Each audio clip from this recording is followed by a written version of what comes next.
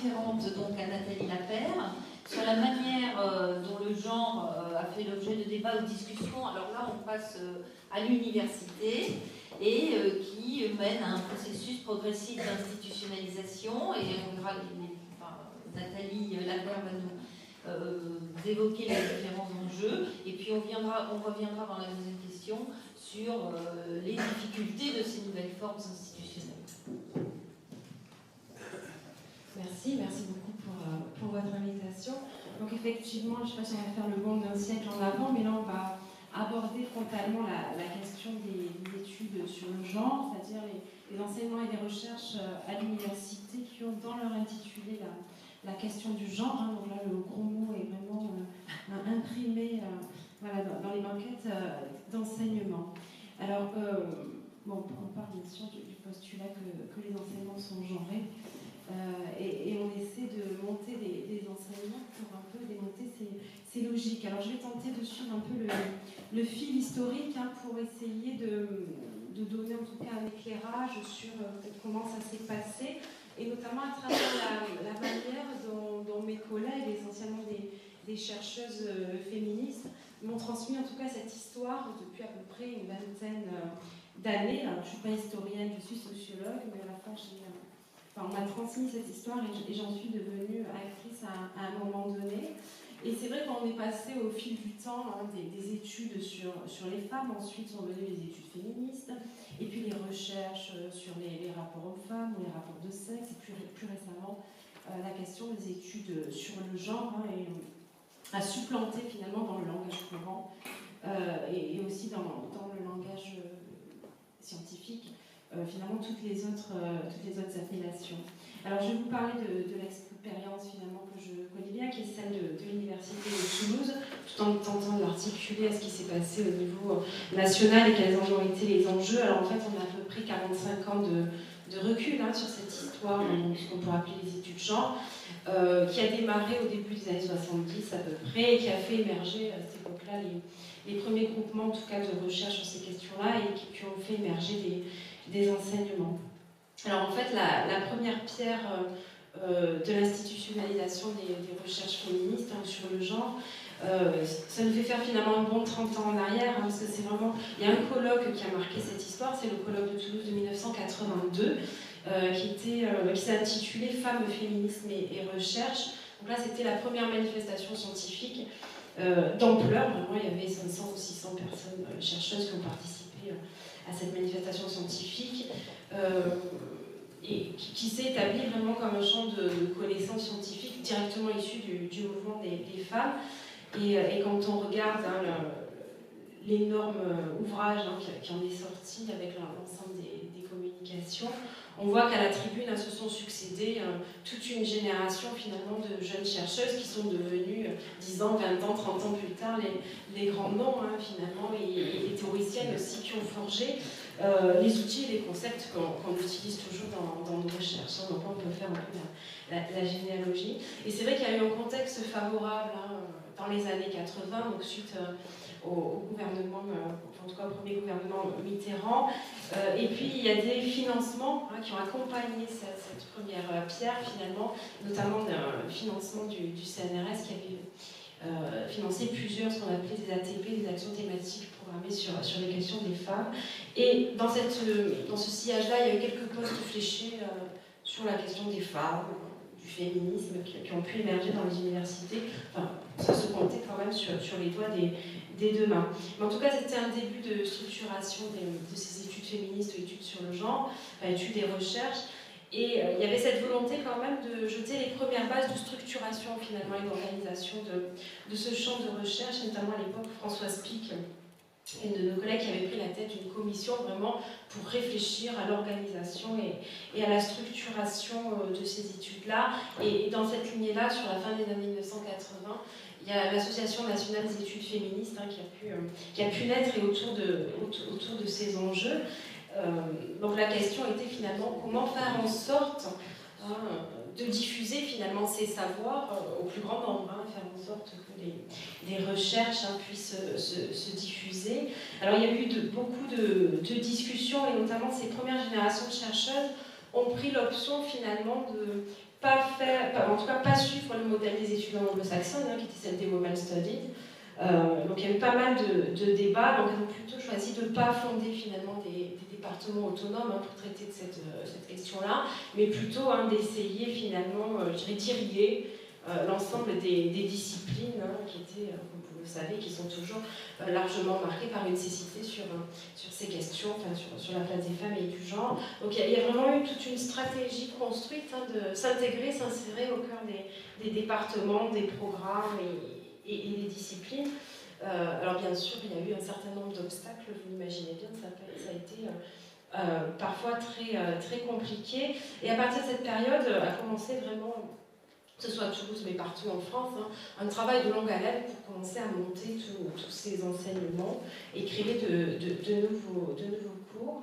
Alors ce qu'on a pu observer et en tout cas développer comme stratégie à Toulouse, c'est finalement comment monter de nouveaux enseignements sur les femmes dans un contexte qui n'est pas non plus exceptionnel et très facile, et notamment l'opportunité finalement de l'apparition des enseignements professionnels a pu être quand même une opportunité intéressante pour développer des enseignements sur le genre, même si du côté des chercheuses, il y avait quand même un peu la peur aussi de se couper du monde social, en créant des enseignements féministes qui seraient vraiment localisés à l'université, qui risquaient là vraiment de créer une coupure finalement entre les universitaires et le mouvement féministe. Mais quand même, l'idée qui l'a emporté, c'était qu'il fallait avant tout promouvoir le changement, transmettre finalement tous ces acquis. Et cette idée que les études universitaires doivent avoir avant tout une utilité sociale. Ce type d'argument qui était mis en avant. Alors bien évidemment, l'expansion des études et des recherches au sein de l'université a eu son lot de sexisme, de moquerie, etc. Donc c'est parfois un peu compliqué. Et en même temps, il y avait des actes de légitimation et de soutien qui étaient parfois récurrents. Donc il y a eu le financement de recherche de la part du CNRS, il y a eu la création, l'apparition du MAGE aussi, dont on parlait tout à l'heure il y a une vingtaine d'années. Donc tout ça, c'est des éléments qui permettent quand même de crédibiliser, je dirais, ce type de recherche et d'enseignement. Et pour l'expérience toulousaine, nos collègues ont pris le pari donc, de la professionnalisation au début des années 1990. Et elles ont créé notamment un master sur la question du genre et des politiques sociales et des politiques publiques. Donc essentiellement en sociologie, c'était pluridisciplinaire. Et c'était assez intéressant parce qu'elles ont du coup innové à une période où les enseignements professionnels se développaient. Et en même temps, elles ont profité de cette opportunité dans un contexte où ces enseignements professionnels qui débarquaient à l'université étaient quand même un peu dédaignés. Tout le monde regardait un petit peu ça de haut, avec cette idée que ça allait peut-être remettre en cause les savoirs institués. Enfin, en tout cas, tout le monde regardait ça de travers. Donc, c'était en tout cas tout en bas de la hiérarchie symbolique. C'était finalement pensé comme étant digne d'intérêt, mais de fait, ça ouvrait une brèche, une possibilité de créer des choses. Et puis en plus, c'était assez cohérent avec la volonté des chercheuses de faire le lien avec le terrain, avec le mouvement social, avec les associations de femmes, notamment sur la question de la lutte contre les violences conjugales. Donc il y avait quand même de la cohérence. Et juste pour finir sur cette question, il me reste un petit peu de temps. Ça a été compliqué parce qu'effectivement, quand on commence à vouloir lancer un tel projet, il faut rentrer dans les règles du jeu institutionnel, et c'est là que ça peut devenir très très lourd finalement.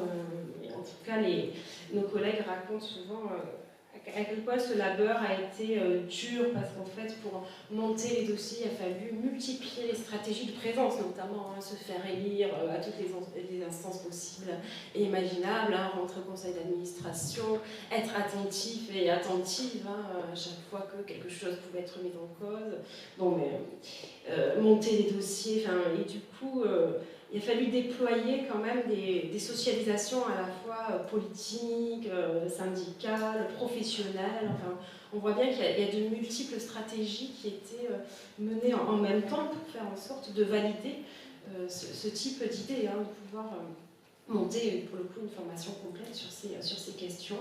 Et je dirais que ce travail finalement de veille, je dirais, continue maintenant. C'est vrai que moi qui dirige maintenant cette formation depuis plusieurs années, je suis en veille permanente sur toute modification, tout changement finalement qui pourrait porter atteinte voilà, ou à remettre en cause notre existence. Alors c'est vrai qu'avec le temps ça se tarit un petit peu, mais c'est vrai que chaque changement peut être problématique.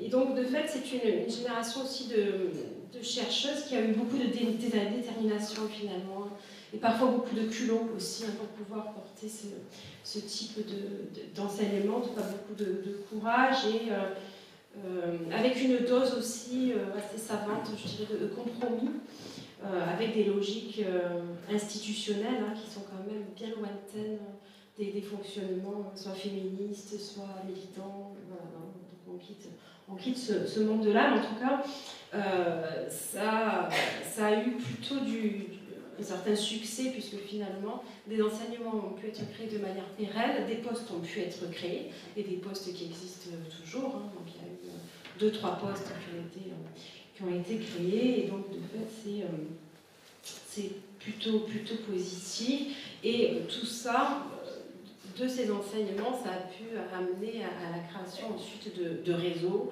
de laboratoires de recherche, ça a pu amener à l'encadrement de thèses, etc. Donc on voit bien qu'il y a eu une circulation assez forte à partir de ces premières pierres sur les enseignements, des idées sur les questions du genre. Merci beaucoup. Je m'excuse de vous presser un peu, mais si on veut garder un petit peu de moment de débat, donc Nathalie Lapère va là aussi revenir sur les enjeux d'aujourd'hui, sur ces nouvelles formes d'institutionnalisation. Merci, je vais essayer d'être rapide. Donc un petit focus sur le cadre contemporain de cette institutionnalisation, parce qu'il me semble que depuis ces dernières années, en tout cas depuis 2010, les choses changent quand même, à l'université en tout cas. Alors depuis 2011 en fait, la question du genre est affichée quand même comme une priorité transversale du CNRS. Donc ça c'est quand même un atout, en tout cas qui va nous servir à revendiquer un certain nombre de choses à l'intérieur des universités. Et dans la foulée là, de cette mise en avant finalement de la priorité scientifique transversale du CNRS, a été créé notamment le GIS Institut du genre, qui est une instance qui réunit une quarantaine de structures et d'universités, qui a pour mission de mener des actions de soutien aux recherches sur le genre et d'assurer la reconnaissance scientifique nationale et internationale. Donc il y a quand même des choses qui sont actées. Et en fait, sur le terrain, et qu'on est localisé dans ce champ de recherche depuis un certain nombre d'années, moi je dirais que c'est quand même un levier symbolique, mais en tout cas qui va nous permettre de conserver nos acquis, parce qu'on est quand même plutôt sur le registre de la conservation des acquis plutôt que de l'innovation. Et juste un petit exemple assez concret qui illustre mon propos. On a eu à défendre il y a 3 ans la pérennité d'un poste de documentaliste, par exemple, qui est spécialisé sur le genre et qui pilotait à Toulouse le catalogue national sur le genre, donc qui est vraiment une personne absolument indispensable pour nos études, nos recherches et la conservation de nos fonds documentaires, qui en plus étaient en réseau. Mais finalement, on a obtenu, par exemple, la mise au concours de ce poste de haute lutte, 2 ans de réunion, 2 ans de pression, de mobilisation, etc. Donc finalement, on a pu recruter une nouvelle documentaliste, on a élaboré tout un tas de stratégies d'argumentation, mais le fait que quand même le CNRS ait affiché cette politique transversale, ça nous a permis d'argumenter notamment auprès de notre conseil scientifique en disant finalement il faut être quand même cohérent et suivre les politiques menées, donc quelque part vous êtes obligés entre guillemets de suivre la politique et vos engagements, et de fait parfois c'est pas que symbolique quand même, ce qui se passe en a des réalisations concrètes. Alors bien sûr, l'intégration, en tout cas transversale du genre, est loin d'être aboutie dans l'enseignement, parce qu'en fait, il y a quand même toujours peu de financement de programmes de recherche, il y a peu d'enseignement finalement et peu de masters, il y en a 7 ou 8 sur la France entière. Ça n'a pas amené à la création par exemple d'une ANR sur le genre, au niveau du financement de la recherche, malgré des recommandations qui ont fait partie de rapports ministériels. Mais par contre, et je voulais finir là-dessus, du côté de l'offre de formation et des possibilités qu'on a, il me semble que les choses sont peut-être en train de basculer, et il me semble, en tout cas, il y a quelques éléments qui montrent qu'on est peut-être en train de prendre un nouveau virage dans l'institutionnalisation des études sur le genre à l'université, au-delà de l'affichage du CNRS, même si ça doit y être forcément lié quelque part. Et là, je vais prendre juste un exemple qui nous a beaucoup préoccupé ces 2-3 dernières années. Il y a eu un changement dans les affichages des mentions de nos masters. Alors c'est un petit peu technique, mais c'est très, très révélateur. Alors, juste pour vous situer l'histoire, l'ancienne ministre de l'Enseignement supérieur et de la Recherche, donc Geneviève Fioraso, a annoncé en 2013 une volonté de simplification de l'offre de formation en master, qui lui semblait beaucoup trop foisonnante et illisible. Effectivement, il y a des milliers de mentions. Et notamment, cette simplification de l'offre de formation passait par une disparition des spécialités de master, en fait, qui sont mentionnées dans les diplômes nationaux. Donc là, panique à bord, parce qu'en fait, ça entraîne la disparition du genre. C'est là qu'en fait, le genre apparaissait dans nos diplômes, et c'est là qu'on spécifie les objets de nos masters. Le seul endroit où le genre apparaît dans le diplôme. Et donc, de fait, là, c'est toute notre identité, nos combats et la visibilité des études sur le genre qui se jouent là. Et de fait, il nous restait la discipline principale d'origine, finalement, en affichage. Dans le cas que je prenais tout à l'heure, c'était la mention sociologie, finalement, qui nous caractérisait seulement. Donc là, et c'est peut-être aussi la force, je dirais, des études sur le genre et de tous les réseaux, parce qu'il y a une mobilisation absolument exceptionnelle des réseaux d'acteurs et d'actrices pour essayer de faire pression et de pouvoir faire une remontée ministérielle autour de ces enjeux. Donc on a mobilisé tous les réseaux personnels, professionnels, toutes les instances, notamment le Haut Conseil à l'égalité. Il y avait un rapport ministériel aussi qui avait souligné ça. On a mobilisé la mission parité du ministère de l'Enseignement supérieur. Donc voilà, ça commence à faire beaucoup. Il y a eu aussi le CNRS et notamment les effets du recensement sur le genre du CNRS. Qui avait montré qu'il y avait plus de 2000 personnes quand même qui travaillaient sur ces questions-là en France. Donc il y a eu une grosse mobilisation et résultat, il y a un courrier rassurant de la ministre qui nous est parvenu, la ministre de l'Enseignement supérieur, et qui attestait de son souci, de son soutien finalement au regard du dynamisme actuel et passé d'ailleurs des études sur le genre. Ça c'était en mai 2013 qu'on a reçu ça, donc on était soulagés en attendant de voir ce qui allait se passer. Et quelques mois plus tard apparaît dans le listing finalement des mentions de master la création d'une mention de master spécifiquement études sur le genre, qui spécifie là, du coup notre champ, dans le champ des sciences sociales et à côté des disciplines. Donc quelque part c'est comme si les études sur le genre avaient acquis le statut de discipline dans toutes ces listings de mentions de master. Et de fait, ça change quand même considérablement la donne, en tout cas au niveau de l'affichage et de la légitimité. Alors là, ça va commencer parce qu'on est dans les premières maquettes d'enseignement, c'est ce qu'on appelle la vague 1, qui va pouvoir bénéficier de ces mentions. En tout cas, là, on voit que le ministère de l'Enseignement supérieur, contrairement à ce qui s'est passé dans l'enseignement en général, a érigé quand même le genre en discipline, en tout cas au même niveau que les disciplines sur tous nos listings. Et donc de fait, en tout cas Toulouse, on s'est engagé sur cette voie-là, c'est-à-dire qu'on a quitté notre mention de sociologie pour prendre la mention études sur le genre, c'est quand même une grande nouveauté, et de fait ça ouvre quand même des opportunités de développement avec plusieurs enjeux. Alors bien évidemment, la valorisation, la visibilité, la légitimation, voilà, puis des enjeux en termes de communication et de reconnaissance de ce champ de recherche qui sont quand même assez nouvelles.